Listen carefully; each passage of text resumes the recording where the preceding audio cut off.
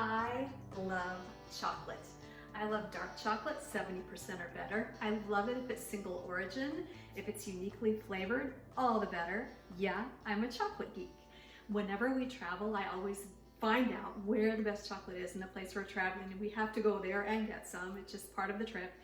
And today I'm going to show you how to make something so easy. It's chocolate bark. And I start with one of my favorites, a 90% dark chocolate bar. So I'm going to start out by just breaking this up. We'll unwrap it. You can thwack it against your countertop. And we're going to put it in here. And we're going to break it up into little pieces, because the smaller the pieces are, the faster it will melt in your microwave. You can use a double boiler for this, but I'm a fan of shortcuts, and I like to use my microwave to its full potential. So it is going to melt some chocolate for me today. So like I said, 90% dark chocolate bar, all broken up, going in here. And you have to start this off in increments. I actually go a full minute. I've done all this a lot, so I know the capability of my microwave. Yours might be different. You might need to do 30-second intervals. I'm gonna do a minute for mine. Set it for a minute. And let it begin to melt in the microwave. My minute was up. I took my chocolate out. I gave it a little stir. I put it back in for 30 seconds. While that is taking its final 30 seconds, I'm going to make what I want for my bark. You can use any combination that you want in this, but I'm going to use some pink peppercorns, and I'm going to just grind those in a mortar and pestle. These are so much more florally, there we go, 30 seconds, than regular peppercorns. So I'm only going to put about a teaspoon in here, and I'm going to just grind them.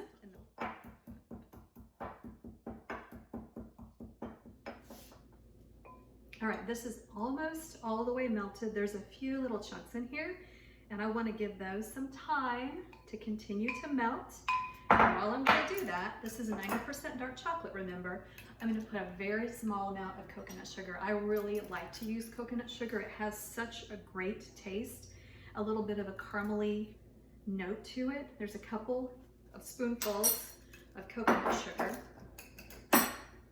It also has a lower glycemic index, and so since my husband battles diabetes, I'm always looking for something that I can give him a sweet treat without overloading him with sugar, and I use coconut sugar in many, many, many things, and I actually love the flavor of it. And then, here's my nod to unique, apart from the pink peppercorns. This is tea. You can use whatever tea you want. Earl Grey would be amazing. I've done that many times. This is a vanilla rooibos. And this gives this tea such a good flavor. Let's sprinkle that in there. And these go inside my chocolate. The sugar and the vanilla rooibos. You can smell it already. It's amazing. All right, so this is very smooth, a great consistency. I have parchment paper that I have put on a cutting board, and I'll tell you why I'm going to do that in just a minute, but you need to pour this on parchment paper, and you just kind of make a long strip like you would any other bark. My family knows chocolate is the way to my heart.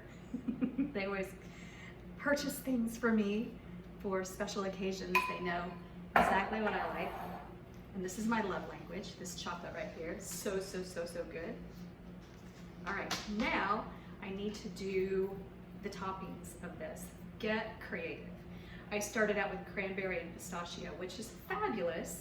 And then I decided to venture out a little bit. So that's why we're doing pink peppercorns today. I thought that would be really unique. I just ground them in my spice grinder, and I'm going to put a few just on top. I don't want to overwhelm the chocolate to give it a really good, unique flavor. They're so florally. A little bit of a kick on the back of the throat, but florally as well. And then I thought maybe just a hint of sea salt. This is a nice flake sea salt, so it really holds up to the chocolate. Chocolate and salt together is really good. You can mix in like a little bit of cayenne into your chocolate and make it a spicy chocolate. That would be amazing. Maybe a little chili powder. I've done matcha. Matcha's amazing. And because I also like more crunch in the chocolate, I'm gonna put in some pecans. And like I said too, anything you want.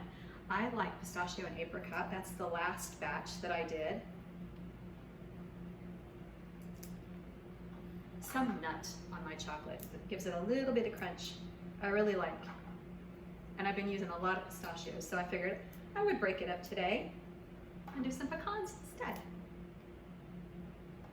And these are so pretty too. You'll see when they're all finished, especially with the pink.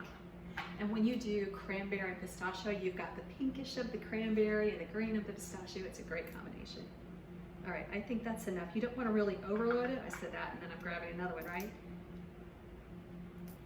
All right, all I want to do is take this. The reason I put it on my cutting board or put it on a cookie sheet, anything like that, is to put it in the refrigerator for just a few minutes to make it set up. Don't leave it or else it will begin to bloom, which is what makes chocolate have that white weird color on it. So don't leave it too long. You just want to hasten the setting up of the chocolate. So this is going to go into my refrigerator for just a few minutes. All right, so this bark has been chilling in the refrigerator and it is ready to come out. There we go. And I have my taste tester here. So you've had my bark before, and so it's pretty good, right? Yes. So this is unique, this is different. This I have pink peppercorns in. Nice. All right, so what we're gonna do is just get rid of the cutting board. Now you see why I used it.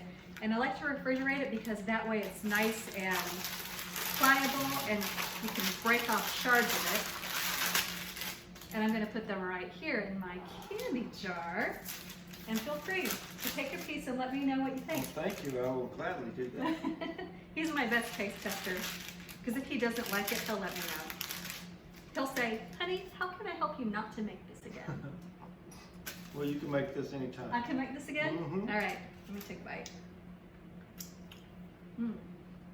Oh, that's good. I have that vanilla rooibos tea in there and a little bit of coconut sugar. Good. Can I have some more? You can. The pink peppercorn gives it a kick. Give it a try. Do your own combinations. Let me know what